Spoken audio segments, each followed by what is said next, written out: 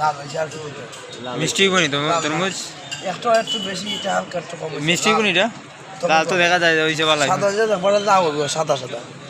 এটার নাম কিতা টিপা দিও না এটা টিপা দিয়ে থামায় এটা হইছে থামায় যখন চলো ভিডিও দেখি এটা জাত কিতা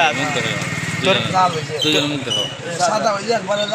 তরমুজের জাত কিতা না সাদা না লাল লাল সাদা হইলে হয়তো একবারে লাল তোমার বললি দাগ দিতে ভালো হইতো দাগ দিতে তো তোমার চামড়া আচ্ছা আমি কই একটা হচ্ছে একবারে সাদা লাল মতো যেটা চলে না এটা আমরা অনেক কাস্টমারে দিতাম যেটা খাইতাম না এটা কি খাইতাম পয়লা এক ভুল করতো তরমুজ খাইতে তুমি কেন জানো লাল না কাটা না কাটাই ভালো আর কেন কাটতে যাও একটা আছে যে একবারে লাল মতো খাবার হতো তুমি কইতা এইভাবে নিলে নাকি খাইতাম তো খাইলে আমার তোমার দুশো না তুমি তো বুক আমি খাচ্ছ ওখানে খাইলে আমি বলছি এলাকার দাগ ভালোই বলছি খাইতে ভালোই লাগে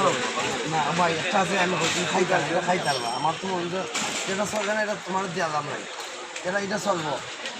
লাল মনে একটু কম বেশি আছে বা এর চেয়ে তুমি লাল করো তো ওইটা আরো নর্মাল এটা লাল তুমি এটা চলবো তোমার আমি আপনাকে মিষ্টি কোনিটা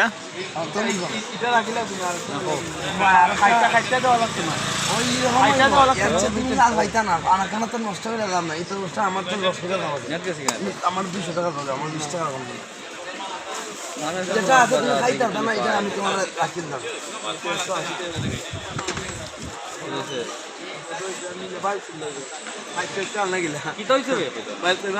আমি না নিলাম কি ঠিক আছে তোর বুঝতে